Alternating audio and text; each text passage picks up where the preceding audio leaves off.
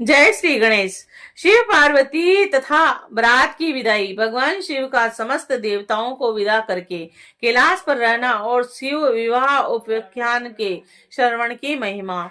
ब्रह्मा जी बोले, हे नारद, इस प्रकार ब्राह्मणी ने देवी पार्वती को पति धर्म का उपदेश देकर मैना को बुलाकर कहा, अब इनकी यात्रा की तैयारी कीजिए। मैना भी तथा अस्तु कहा और वह प्रेम से विभोर हो गई। तदंतर धैर्य धारण कर काली को बुलाकर उसके विरह से व्याकुल हो उठी और उस समय वे मैना पार्वती को बारंबार गले लगाकर ऊंचे स्वर में रोने लगी और पार्वती भी दीन वचन कहती हुई ऊंचे स्वर से रोने लगी।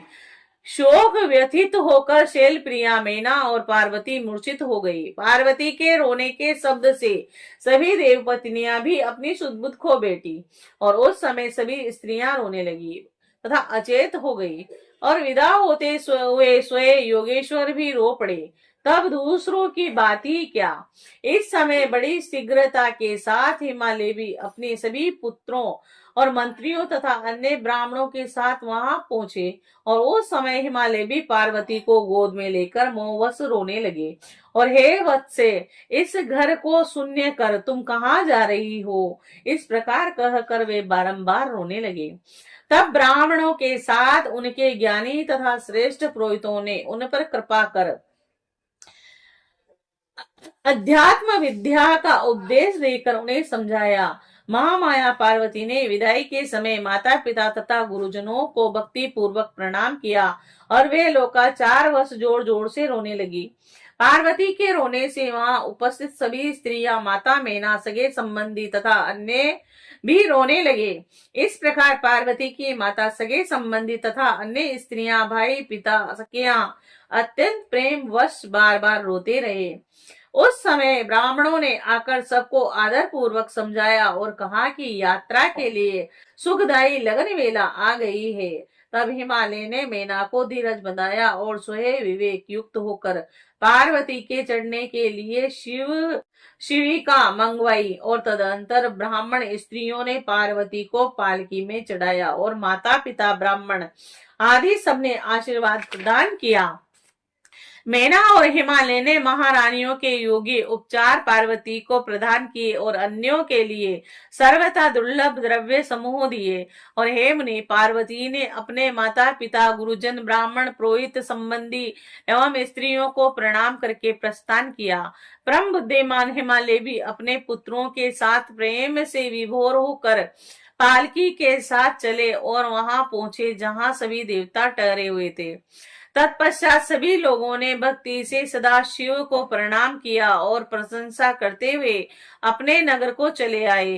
तब पार्वती के कैलाश पहुंचते ही सभी लोगों ने बहुत बड़ा उत्सव किया। शिवजी ने पार्वती के साथ अपने स्थान पर पहुंचकर कहा, हे देवेशी, मैं तुम्हें पूर्व जन्म का स्मरण करा रहा हूँ और यदि तुम अपनी लीला से उसे स्मरण करती हो तो बताओ, तुम तो आज से नहीं जन्म जन्मांतर से मेरी प्राण प्रिया हो।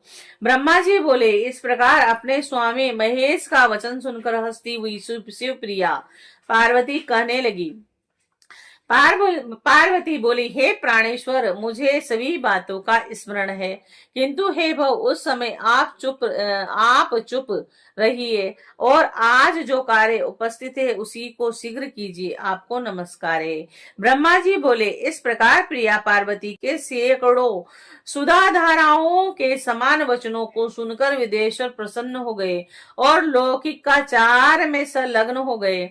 शिवजी ने अनेक प्रकार की भोजन सामग्री एकत्रित कर नारायण आदि सभी देवताओं को नाना विधि मनोहर भोज्य वस्तुओं का भोजन कराया और उन्होंने अपने विवाह में आए हुए सभी लोगों को यथा योग्य विधिवत उत्तम रस से संपन्न भोजन करवाया। तब भोजन करके नाना रत्नों से विभूषित सभी देवताओं ने अपनी स्त्रियों तथा गणों के साथ चंद्रशेखर को प्रणाम किया। तदंतर उन्होंने प्रिय वचनों द्वारा प्रसन्नता पूर्वक शिव जी की स्तुति करते हुए उनकी परिक्रमा की तथा विवाह की प्रशंसा करते हुए वे सभी अपने अपने स्थान को चले गए। एम ने शिव जी ने मुझे तथा विष्णु जी को उसी प्रकार प्रणाम किया जैसे लोकाचार से विष्णु जी कश्यप जी को प्रणाम करते हैं। मैंने उन्हें गले लगाकर उनको आशीर्वाद दिया। फिर शंकर को परब्रह्म जानकर उनके आगे खड़े होकर मैंने उनकी स्तुति की। इसके पश्चात मैं तथा विष्णु शिवा एवं शिव जी को हाथ जोड़कर प्रणाम कर विवाह की प्रशंसा करते हुए अपने अपने स्थान को चले गए। इधर शिव जी भी पार्वती के साथ आनंद विहार करते हुए अपने निवास भूत कैलाश में रहने लगे और उनके सभी गण आनंद पूर्वक प्रेम से शिवा एवं शिव की आराधना करने लगे। हे तात, इस प्रकार मैंने शिवा एवं शिव के विवाह का आपसे वर्णन किया। यह विवाह परम मंगलदायक, शोक नाशक, आनंददायक तथा धर्म एवं आयु की वृद्धि करने वाला है। जो पवित्र होकर शिव जी में मन लगाकर नृत्य इस विवाह चरित्र को नियम पूर्वक सुनता है अथवा दूसरों को सुनाता है, वह अवश्य ही शिवलोक को प्राप्त कर लेता है। मेरा कहा हुआ यह आख्यान अद्भुत मंगल का धाम है और सभी विघ्नों का नाश करने वाला, समस्त व्याधियों को दूर करने वाला, यश देने वाला, स्वर्ग देने वाला, आयु प्रदान करने वाला, पुत्र पौत्रों को बढ़ाने वाला और सभी कामनाओं को सिद्ध करने वाला, भोग और मोक्ष देने वाला, अपमृत्यु को दूर करने वाला और महाशांति प्रदान करने वाला, कल्याणकारक, समस्त दुस्वप्नों को शांत करने वाला और बुद्धि ज्ञान आदि की वृद्धि करने वाला, अपने शुभ की इच्छा रखने वाले लोगों को सभी कल्याणकारक उत्सवों में प्रयत्न पूर्वक प्रेम के साथ शिव को संतुष्ट करने वाला इस आख्यान का पाठ करना चाहिए। विशेष रूप से देवता आदि की प्रतिष्ठा के समय और शिव के सभी कार्यों के प्रारंभ से प्रेम से और इस आख्यान का पाठ करना चाहिए। जो पवित्र होकर शिवा और शिव के इस चरित्र को सुनता है उसके सभी कार्य सिद्ध हो जाते हैं।